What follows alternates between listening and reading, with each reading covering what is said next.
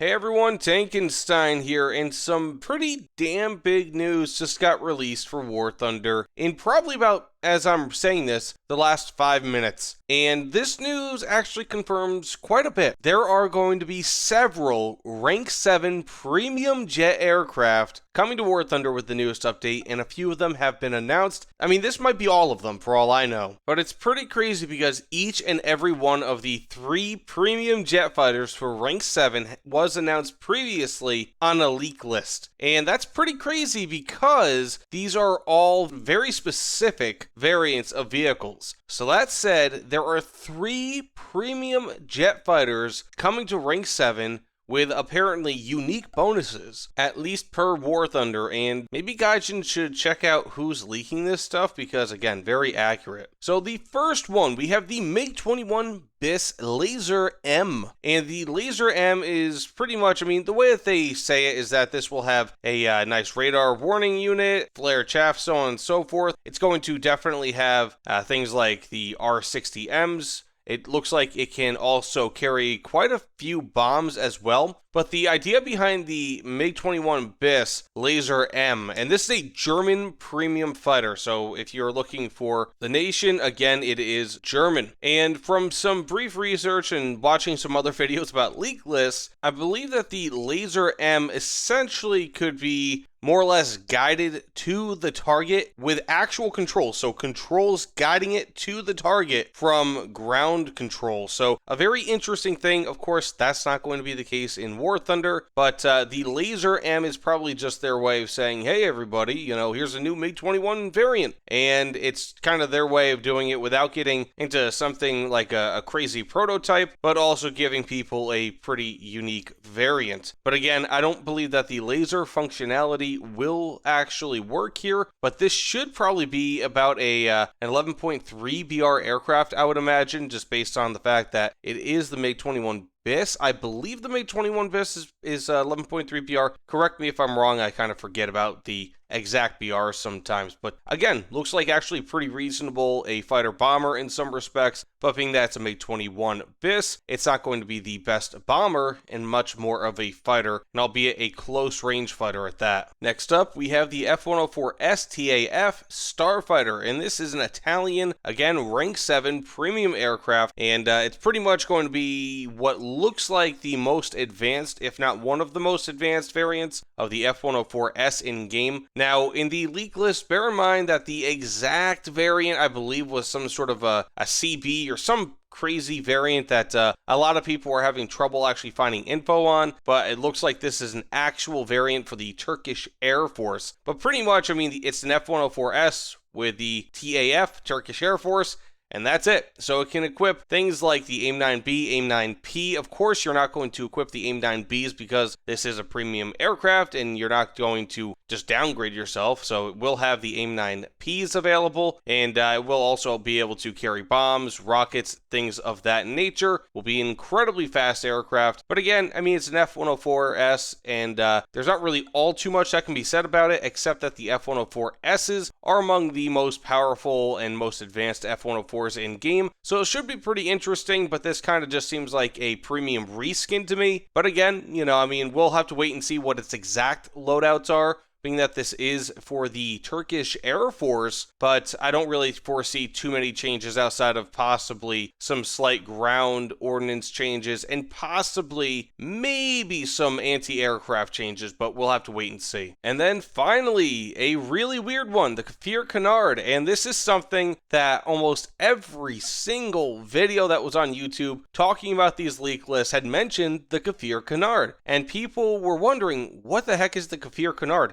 How can that be brought into War Thunder? Because the Kefir already has canards. But I guess this is an actual plane that they're going to be bringing to War Thunder. It's just the Kefir Canard, oddly enough. So getting back to the aircraft itself, it looks like this is pretty much just going to be a regular Kefir, except as a Rank 7 premium. So it's really weird. Again, another kind of, it seems like lazy reskin, just to list something as a premium. Now, the backstory that they're giving behind for this one is that there were 25 of these aircraft specifically that Israel leased to the US Navy and Marine Corps as MiG-23 sims. So I guess this is kind of that aircraft specifically, but again, it's kind of a weak purpose for that. It just doesn't really, I mean, this is pretty much what it seems like it's going to be, a Kefir C7, I believe. It could be a C2, I believe with the C2 in game, but more or less it's just a Kefir. It's going to have access to AIM-9Gs, flare chaff pods, AIM-9Ds, things of that nature, a bunch of bombs, rockets. It looks like Mighty Mouse rockets, but nothing really all too impressive, unfortunately. And again, a lot of this, and especially when it comes to the way that these are being announced not in separate dev blog posts where they all get attention, where they all get very specific details, and albeit in each dev blog post, typically War Thunder does not give too many specifics,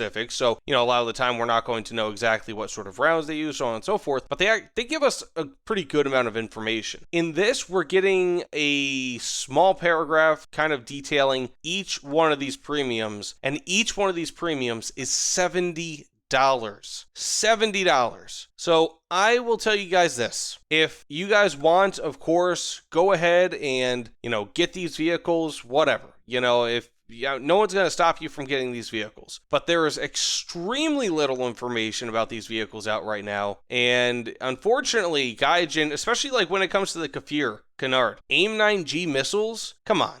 That's not really all that good. At that BR, AIM-9Gs are kind of serviceable, but you get those at 11 or 10.0 BR rather. Sometimes I believe possibly a little bit less. So it's not a very impressive loadout for what I assume all of these are going to be 11.0, 11.3 BR fighters. And I don't know, it's just $70 for each of these? And you're getting 2,000 Golden Eagles and 15 days of premium time? That's it? They couldn't just bump it up by another 500 or 1,000 Golden Eagles, better yet, or 20 days of premium time and give us that as well for an extra $10? Like, these are $70 planes, digital representations of aircraft. It just seems very, I don't know. It just seems almost like a money grab to me because, as the European Canadian has said it, and he is entirely right, and I applaud him for saying this, Rank 8 aircraft, it does not mean much. I mean, there are not many Rank 7 aircraft in-game, and the introduction of Rank 8 aircraft basically just makes it harder for the grind. There are not many Rank 7 aircraft in-game right now, and they should have, in my opinion, been filled out more. Italy, for example, only has one Rank 7 aircraft. That's it. And so we're getting all these Rank 8 aircraft for what? Just to make the grind harder and to sell $70 premiums? I don't know. I feel like, especially being that these are digital currencies, digital vehicles, digital this, that, and the other thing, they could have given a little bit more as well, make it more enticing. The 2,000 Golden Eagle and 15 days of premium time standard it's been out there. This is the standard for several different levels of pricing. I believe you can get that for the $30 planes. You can get that with, I believe, maybe $40 vehicles, if not $50 vehicles, $60 vehicles for sure, and $70 vehicles now. And the 2,000 Golden Eagles and 15 days of premium time do not change once with those pricing tiers. They should really increase it at the $70 level to at least 2,500 Golden Eagles and at least 20 or 21 days of premium time. I mean, it's only a few days more. It's not going to kill their bottom line. It probably won't even hurt their bottom line. And it will be some goodwill towards the player base in which Gaijin sorely needs it. It seems like every single time that they do something right, like in my opinion, the War Thunder anniversary, they take a step back, maybe even 2 steps back, or possibly even more, with a $70 premium pack.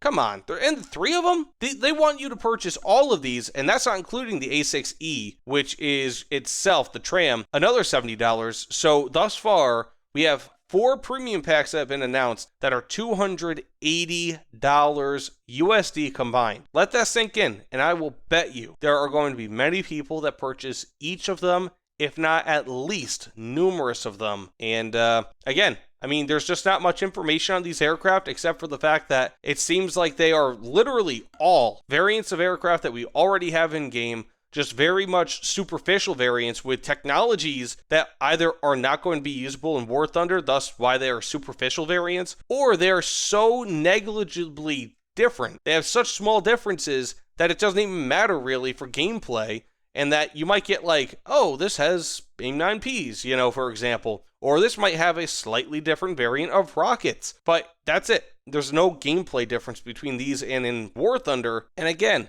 the Kefir canard, they all have canards. This plane just seems like a blatant money grab from Gaijin. They all have canards. What's the point of selling a premium? Just give it a different designation. Call it the F-21A Lion. They literally call it that here on the dev blog. Why is it called the Kefir canard? That just makes it seem like a Kefir with a slightly different name, so that they're going to sell it for $70 premium. That's ridiculous. That's just so ridiculous. Just call it the F-21A Lion, because that is literally the history that they're providing in this dev blog, and almost kind of the justification for this being a separate vehicle and also a premium vehicle. I don't know, guys. Maybe I'm just a little bit too salty. Let me know what your thoughts are in the comments below. I did not mean for this to become a much longer video than like 6 or 7 minutes. Of course, it would have taken more time just to cover 3 premiums that are being announced, but again, $70, and none of these are really unique variants, and even if they kind of are, they don't really have technologies that are usable in War Thunder, or they're just kind of like, oh, this was the Turkish Air Force variant of an F-104S. Like, come on, you know? Or the Lazur-M. It just seems so silly. It just seems so silly. I'm not really sure exactly what the impetus is of this, but why should I pay more for a vehicle because Gaijin decided to increase to rank 8, where as of right now, there are no tangible rank 8 aircraft. There's no tangible reason for it to be rank 8, and now they just decided, we're going to make you pay $70 for a rank 7 premium. It's a bit much to me. Again, do what you guys want. I personally am not going to be pre-ordering any of these because there's just not much information on them, and thus far the rank 7 premium vehicles, at least the information that is out officially from War Thunder, it's not impressed me. So either way, thanks so much again. Please, again, let me know what your thoughts are on all of this in the comments below. I am interested to hear. But again, thank you, and I'll see you all on the other side. Take care, everyone.